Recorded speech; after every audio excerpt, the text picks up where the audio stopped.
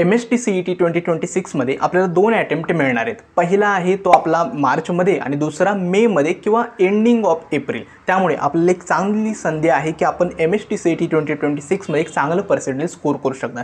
आता सध्या अभ्यास तर तुम्ही करताय, परंतु होतं असं की एका चॅप्टरला तुम्हाला PYQ सॉल्व करताना खूप टाइम कन्झ्युमिंग होत आहेत, म्हणजे ते सॉल्व होत नाहीत। मग आजचा जो व्हिडिओ बनवतोय ना तो यासाठी आहे की MST-CET 2026मध्ये फिजिक्स, केमिस्ट्री आणि मॅथमॅटिक्सचे प्रत्येक चॅप्टरमधून किती क्वेश्चन्स विचारले जाणार आहेत त्याबद्दल आजचा हा व्हिडिओ बनवतोय। त्यामुळे आजचं जे चॅप्टर वाईज वेटेज आहे ते सांगणार आहे, ते सगळ्यात इम्पॉर्टंट आहे। आता तुम्हाला 2 गोष्टी करायच्या आहेत। पहिली म्हणजे काय, व्हॉट्सॲप ग्रुपची लिंक मी डिस्क्रिप्शन बॉक्समध्ये दिली आहे, त्याला नक्की जॉईन करा, कारण का सगळे अपडेट्स मी त्याच्यावरती पोस्ट करत असतो। आणि सेकंड आहे, जर चॅनलवरती नवीन असाल तर नक्की सबस्क्राईब करा, कारण का आत्ता तुमच्या MST-CET प्रिपरेशनपासून ते तुमचं पूर्ण ॲडमिशन काउन्सिलिंगपर्यंत पूर्ण कंटेंट या चॅनलवरती अपलोड होणार आहे। आणखीन एक महत्त्वाची गोष्ट म्हणजे काय, चॅप्टर वाईज वेटेज तर तुम्हाला समजलं, तर पहिली गोष्ट सगळ्यांनी हाय प्रायोरिटी जे चॅप्टर्स आहेत हाय वेटेजचे त्यांना पहिल्यांदा टॅकल करायचं आहे, आणि नंतर जे लो वेटेजचे चॅप्टर्स आहेत ते तुम्ही नंतर टॅकल करू शकता। आता 11चे जे चॅप्टर वाईज वेटेज आहे ते मी आत्ता देत नाही, फक्त 12चं देतोय। ट्राय करा, सगळ्यात इम्पॉर्टंट 12चा सिलेबस लवकरात लवकर कव्हर करा, आणि नंतर एकदा बोर्ड एक्झाम झाली त्यानंतर तुम्ही जरी 11चा प्रिपरेशन स्टार्ट केली तरीसुद्धा चालेल। तर सगळ्यांना नमस्कार, मी संदीप मिलके। सुरुवात करूया आजच्या नवीन व्हिडिओला।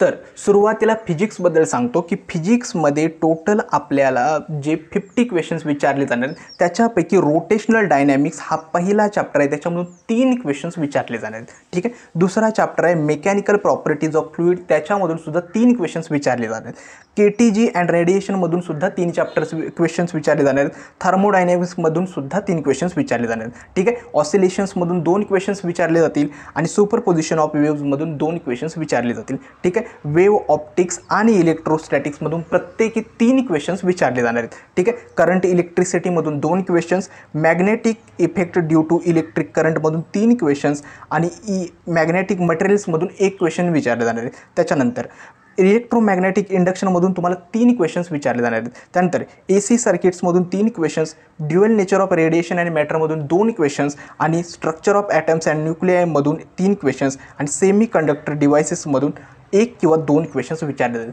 आता जे मी हे तुम्हाला मार्किंगचं शेड्यूल देतोय ते एक्झॅक्टली नाही आहे, ते टेंटेटिव्ह आहे। CET सेलने ऑफिशियली या चॅप्टरमधून इतके क्वेश्चन्स येतील असं सांगितलं नाही आहे, तरीसुद्धा सांगतोय की ॲप्रॉक्सिमेटली गेल्या वर्षीच्या CETच्या जर शिफ्टमधून बघाल तर या जी वेटेज दिले आहेत त्यानुसारच क्वेश्चन्स आले आहेत। त्यामुळे जर हाय वेटेज चॅप्टर बघाल तर रोटेशनल डायनॅमिक्स, आपलं mechanical properties of fluids KTG आहे, त्यानंतर थर्मोडायनॅमिक्स आहे, आणि त्यानंतर magnetic effect of electric current आणि EMI, एवढे चॅप्टर्स तुम्ही पहिल्यांदा परफेक्ट करा।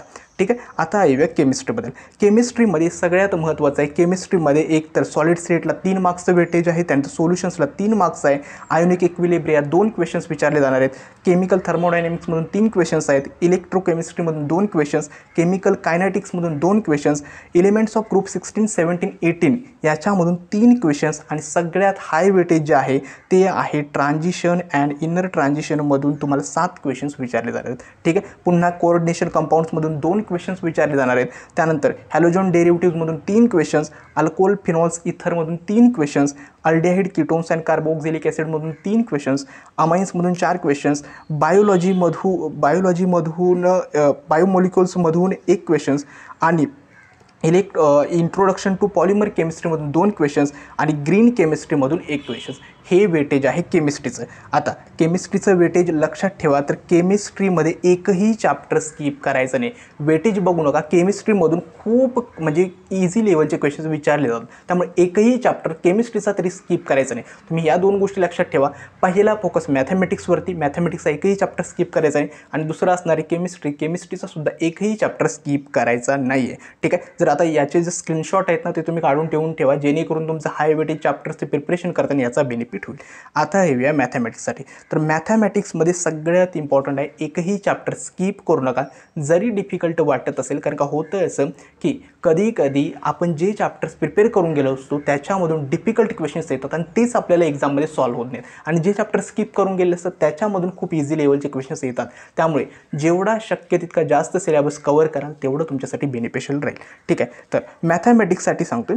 तर मॅथमॅटिक्समधून मॅथमॅटिकल लॉजिक या चॅप्टरमधून 2 क्वेश्चन्स विचारले जातात. म्हणजे प्रत्येक क्वेश्चनला 2 मार्क्सचं वेटेज असतं. मॅथमॅटिकल लॉजिकला 4 मार्क्सचं वेटेज आहे. ठीक आहे, हे जे मी स्क्रीनवरती दाखवतोय ते आहेत प्रत्येक चॅप्टरमधून किती क्वेश्चन्स विचारले जाणार आहेत. म्हणजेच काय, तर मॅथमॅटिकल लॉजिकमधून 2 क्वेश्चन्स विचारले जातात. मॅथमॅटिक्सच्या प्रत्येक क्वेश्चनला 2 मार्क्सचं वेटेज आहे. म्हणजे टोटल 4 मार्क्स जे आहेत ते मॅथमॅटिकल लॉजिक म्हणून कवर होतं. दुसरं आहे मॅट्रायसिस, त्यामधून सुद्धा 2 क्वेश्चन्स विचारले जातात. ट्रिग्नॉमेट्रिक फंक्शन्समधून 3 ते 4 क्वेश्चन्स विचारले जाणार आहेत. ठीक आहे, पेअर ऑफ स्ट्रेट लाईनमधून 2 क्वेश्चन्स विचारले जातात. आणि सगळ्यात इम्पॉर्टंट मॅथमॅटिक्स पार्ट 1 मधले 2 chapters vectors and line and plane याच्यामधून प्रत्येकी 4 क्वेश्चन्स नक्की विचारले जातात, मोस्टली व्हेक्टर्समधून. त्यामुळे पहिल्यांदा ट्राय करा की व्हेक्टर्स परफेक्ट करा आणि त्यानंतर लाईन अँड प्लेनवरती फोकस करा. ठीक आहे, त्यानंतर LPP-मधून 1 क्वेश्चन विचारला जातो. आता येतो मॅथमॅटिक्सच्या पार्ट 2 मध्ये कॅल्क्युलसमधून डिफरन्शिएशनमधून 4 क्वेश्चन्स विचारले जातात.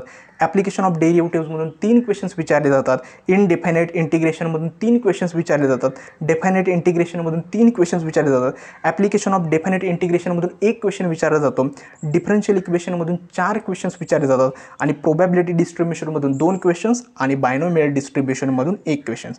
एक गोष्ट लक्षात ठेवा, हे जे मी वेटेज आता सांगितलं आहे फिजिक्स, केमिस्ट्री, मॅथमॅटिक्स हे टेंटेटिव्ह आहे. एक्झॅक्टली 3च क्वेश्चन्स विचारलेल का असं नाही आहे, कधी कधी 4 क्वेश्चन्ससुद्धा विचारू शकतात. त्यामुळे हे डिपेंड करतं शिफ्टवरती. मोस्टली हेच तुमचं वेटेज राहणार आहे. म्हणजे CET एक्झाममध्ये MHT CET 2026मध्ये या प्रकारेच क्वेश्चन्स विचारले जाणार आहेत. ठीक आहे, वेगळं काही नाही आहे. ट्राय करा, पहिली प्रायोरिटी हाय वेटेज चॅप्टर्सला द्या, त्यांचे PYQ सॉल्व करा, त्यांना परफेक्ट करा. आणि जे लो वेटेज चॅप्टर्स आहेत त्यांना आपण शेवटी टार्गेट केलं तरीसुद्धा चालेल. आय होप तुम्हाला आजचा हा व्हिडिओ समजला असेल. अजून कोणत्या चॅप्टरवरती किंवा जे काही तुमचे CET बोर्ड रिलेटेड डाऊट्स आहेत ते कमेंट सेक्शनमध्ये नक्की सांगा. येणाऱ्या व्हिडिओमध्ये ते नक्की कवर करेल. आजचा हा व्हिडिओ मी इथेच थांबवतो. धन्यवाद.